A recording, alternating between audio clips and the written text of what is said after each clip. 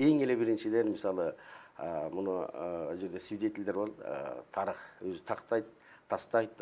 Мисалы президентке шайлоо болуп атканда, премьерлик шайлоо болуп атканда, мен өзүм Алмаз экөөбүз абдан жакын болчубуз. Мен ошондо колдоо болгом. Мына ошо жерде 5-6 киши отурган. Мен ошол жерде Алмаздын болгон жакын болгон күндө эле, мисалы, ошол жерден министр транспорт, министр болуп барчу деди. Ага макул болгон жокмун. Вице-премьер бол деди. Ага макул болгон жокмун. Мен бир эле нерсени айттым. Иштей албайсың. Миң жетпейт.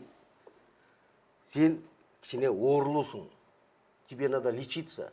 Деп ошол жерде дагы бир топ сөздөрдү айткам. Ошонун баарын сактап калып, биринчи мени жиберди.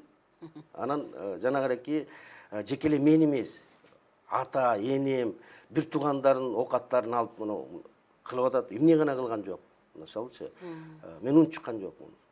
Ошол менен баарына, ошол эле депутаттарга, ошол эле баары саясатчыларга мени премьер кылып көрсөттү. Солго, оңго кетсеңер, жигиттер, мына Тулеевдей болуп кете бересиңер деди. Баары тымпый отуруп берди. Каалаган айткан нерсесин жазап беришти булар.